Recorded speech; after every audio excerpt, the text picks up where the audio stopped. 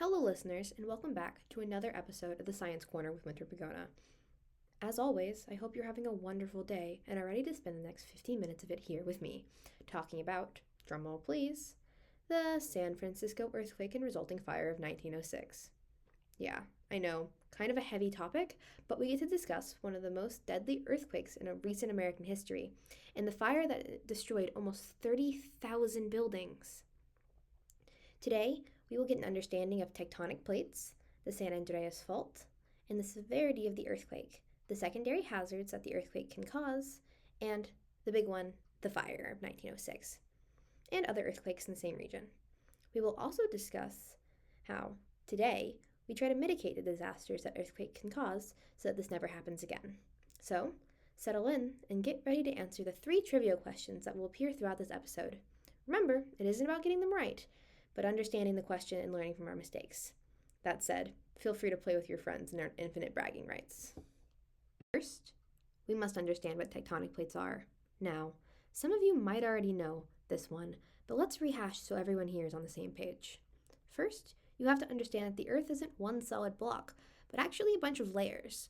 The uppermost layer is called the lithosphere, and it is broken into a bunch of different plates that float on top of the layer below it, the asthenosphere, which is made up of magma, though it isn't really the kind that you would understand as flowing from volcanoes, because of all the pressure being pushed down on it. But there are places where the lithospheric plates are sliding away from each other and thinning, usually under the ocean, causing what we call seafloor spreading. During this process, the magma in the asthenosphere rises up and creates new crust from the Earth.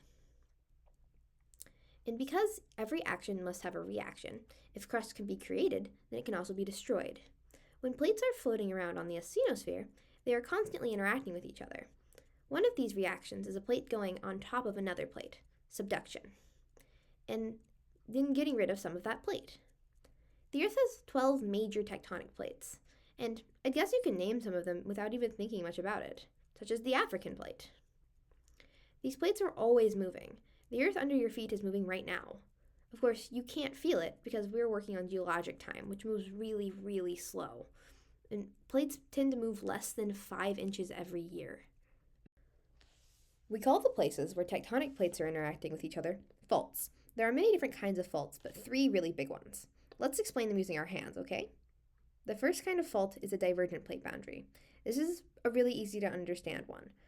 So take your hands and place them together side by side, and then move them apart. Yep. That's it. Divergent plate boundaries are places where the tectonic plates are moving away from each other. This tends to result in valleys, trenches, and places where new plate can be formed. The next kind of plate is pretty much the opposite.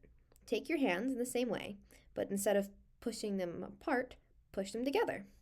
You will either get one of your hands going on top of the other, or both going up to form a point.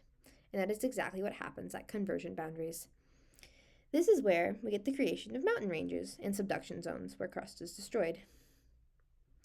Our final plate movement is a little more complicated, but not much. Place your hands together the same way, pushing them together, and then try to push one of them forward. That sliding motion that you get is a transform boundary, where plates slide past each other. Today we will be talking about the San Andreas Fault. And your first question of the day: what kind of plate boundary is found on the San Andreas Fault in California? The answer is a transform boundary. The San Andreas Fault follows the coastline in shallow inland California. It is not a simple place, and it would be more accurate to say that there is a San Andreas Fault system. The major line is where the North American plate meets the Pacific plate, and it moves about 1.5 to 2 inches every year. Because of the extreme pressure on the 2 plates, they are not able to easily slide past one another. They're gridlocked. Most of the San Andreas Fault is gridlocked, but when the pressure gets too strong, and the sides rapidly snap past each other and grind against each other, and this is what causes strike-slip earthquakes. The San Andreas Fault is very long, about 800 miles, and about 10 miles deep. The earthquake can occur at any point along that line in depth. And as I said, the fault is much more complicated than that. And more than 500 active faults exist upon it, in fact, all of which behave in their own way and create their own topography of the state. Think about your own home. Most places are not all one geological feature, like a plain or mountain range, but a bunch of different features that all interact and connect together. Other than the 1906 earthquake, there have been other earthquakes along the fault, such as the 1989 Loma Prieta earthquake, or even an old one on the record from 1857. Both of these were higher than a 6.5 on the Richter scale. There are frequent smaller tremors on the fault that don't do any real damage. The faults can go dormant and not move for millions of years, but San Andreas is wide awake and has been causing earthquakes as far back as our memory of the continent spans. On April 18, 1906, at 5:12 a.m. Standard Time, an earthquake struck the city of San Francisco. The shaking was extreme and almost immediately leveled several badly built buildings. One of the problems was the fact that San Francisco was built on a lot of loose sediment, which is good and easy for people to build on, but terrible for reducing the effects of earthquake waves. And that, in combination with water saturation of the ground, leads to a phenomenon called liquefaction, where the ground resonates and the space between the grains of the ground increase, and the ground begins to behave like a liquid. This can cause things to sink into the ground and cause extreme structural damage to buildings. The tremors continued for minutes and did a great deal of damage to the city. At the time, the population of San Francisco was about 400,000, and the entire Bay Area had a little under 1 million people. The tremors were felt all the way in Oregon and Nevada, rattling a vast majority of the state of California, at least a little. From the earthquake alone, the monetary loss was extreme. The ground had, in some places, moved as much as 3 to 4 feet. It is hard to put the 1906 earthquake neatly onto the Richter scale, which is what we have been using to measure the severity of earthquakes since it was developed in the 1930s. But that was after the 1906 earthquake has occurred. So now, it's time for our second question of the episode. What magnitude on the Richter scale did the 1906 earthquake come up on? 8.3, 7.8, or 7.6? The answer for this question is 7.8, but it was honestly kind of a trick question because all of those answers I provided you with were real predictions that I came across during research for this episode. Now, all of these numbers might feel really close together and the distinction wouldn't matter much, but the Richter scale is actually measured on a logarithmic scale, and every number up is a 10 times increase in intensity. 0.8 is the most modern, up-to-date number I could find, and seems to be the consensus of the scientific community for the 1906 earthquake. The magnitude is determined by the moment of the slip, which increases in intensity depending on the area of the slip, the stiffness of the rock, and the amount of slip. The whole 800 miles of the San Andreas Fault did not move, just a small part of it near San Francisco. The other scale that can be used to measure, and was what they did use in 1906, is called the Marcelli scale. This scale assigns a number of areas depending on how bad the shaking was in its most destructive, which correlates to most chimneys thrown down or damaged, some masonry, but not all frame buildings damaged, piles of corroded overthrown, some headstones overturned, and small landslides and earth slump, liquefaction, and large lateral spreads. Now, as bad as this earthquake was, it was not the true destructive force of 1906. Secondary hazards are just what they sound like, another disaster that is a result in some way of the primary hazard. The earthquake in 1906 broke gas lines, toppled power lines, and knocked over other incendiary items, which started a monumental fire that would be known colloquially as the fire for years afterwards. The fire damage was 3 times that of the 1871 Chicago fire, 68 times that of the 1872 Boston fire, and 30 times that of the 1904 Baltimore fire. This was the real killer during the 1906 disaster. Now for a second, let's talk about the number of lives lost. There was an announced 500 to 600 dead in the days afterwards of the earthquake, but further prediction of that number is actually closer to 3,000, and maybe even as many as 7,000. Most of these deaths were fire-related, and the earthquake actually happened at a fairly lucky time, 5 a.m., because if it had struck during the day when the commercial district was full, thousands more could have died. Of the 28,000 buildings destroyed, 80% were due to fire rather than shaking. It is not unprecedented idea that the fire would break out in San Francisco because of the highly flammable construction, inadequate fire protection, and poor water supply. All of these factors led to the city's National Board of Fire Underwriters evaluator to remark, quote, "In fact, San Francisco has violated all underwriting traditions and precedent by not burning up. That it has not done so is largely due to the vigilance of the department, which cannot be relied upon indefinitely to stave off the inevitable." unquote. He said that in 1905, a year before the earthquake. It was clear then that the city was primed for a major fire, and try as they might, no one was prepared when it came. One of the most devastating losses that the earthquake caused was the destruction of most water pipes in the city. They had 23 cisterns full of water managed by the fire department. That was around 500 people. And that could not even begin to approach the number of needed manpower to handle the amount of fires that started. Yeah, that's right, fires, not fire.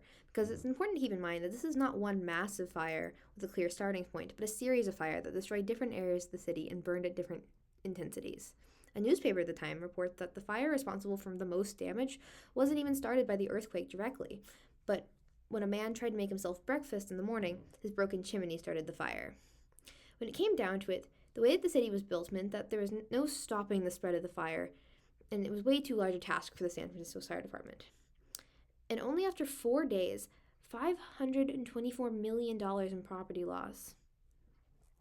That money would equate to about $17 billion today did the fire burn out. The fire was the biggest secondary hazard in the 1906 earthquake, and its destruction was so large that little attention was paid to the other hazards at the time. But in general, earthquakes can cause secondary hazards like tsunamis, landslides, fires, of course, and liquefaction, which we've already discussed. When earthquakes on the coast and underwater, the crust moves and they displace huge amounts of water, which can form a giant wave that hits coastal areas and causes enormous damage. Luckily, the San Francisco earthquake only caused a tsunami that was about 10 centimeters in height, but it did obfuscate the sea levels for about 45 minutes. There were also pretty substantial landslides caused by the change in slope and the topography, but we only know about them from a few reports in newspapers and geological evidence found much later. News of the earthquake spread quickly. It was felt at so large a difference that many people in California knew it happened immediately. And fairly quickly, scientists flocked from around the world to learn from it. One really interesting thing that I read about in preparation for this episode was about a team of Japanese experts sent over to learn from the destruction and see what best survived and what kind of structures were needed to weed out during construction to save lives during one of Japan's own frequent earthquakes. Because even if the San Francisco commercial district was all but destroyed, and half of all residential locations were gone too, there were many still standing and untouched from fires that could be learned from. Now, it is time for our third and final question of our show today. This one will not have an answer bank, so do your best to guess, alright?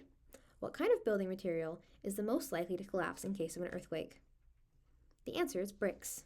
The best material to survive an earthquake is not always a one-size-fits-all situation.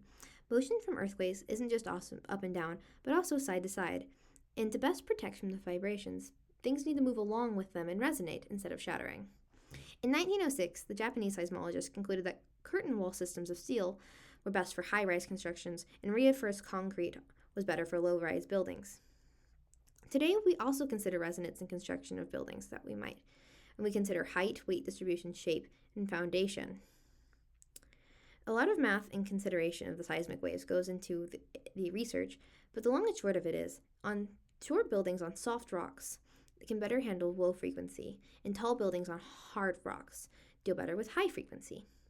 They do that through swaying.